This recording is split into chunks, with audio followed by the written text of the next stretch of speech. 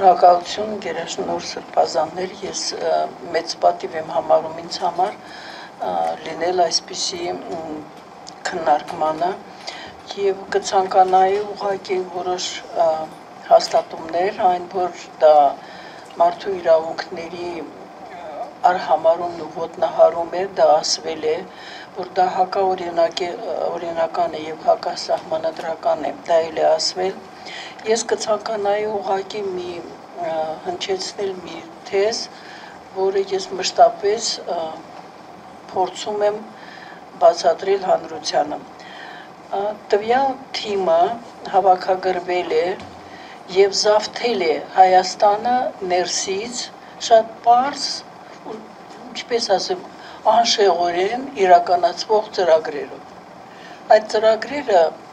պատրաստվել են բավականին հմուտ կենտրոններից, բայց ամենակարևորը, որ այդ թիմը նվիրյալ է այդ գաղափարներին եւ տասնյակ տարիներ այսպես կոչված տեղին թերթիկներից մեկը ուղղակի տարածում էր Հայաստանով եւ աշխարհով մեկ այնպիսի հայացյացության խոսքեր եւ փաստեր, այսպես ճակերտներով, որոնք միջև անգամ ադրբեջանական կայքերում չէր կարող գտնել։ Ես գիտեմ ադրբեջաներին եւ հետեւում էի ժամանակին այդ կայքերին։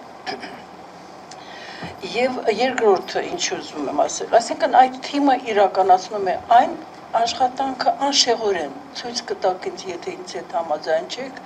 որտեղ են շեղվել իրենց այդ պետությունը քանդելու եւ հայությունը ոչնչացնելու այդ ծրագիրը։ Հիմա ես այ երկրորդին եմ ուզում։ Ես համոզմունք եմ միշտ հայտնել, որ այս թիմը սպասարկում է եւ շատ անգամ նախաձեռնում է այնպիսի քայլեր,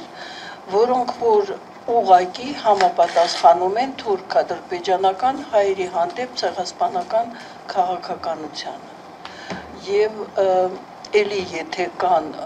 մարդիկ, ովքեր կարող են մերժել դա, ես սիրով կլսեմ։ Ինչու՞, որովհետև ցեղասպանությունը ոչ միայն ինչպես որ թեկուզ այդ կոնվենցիայում է ասված սպանություն, խեղում եւ այլն։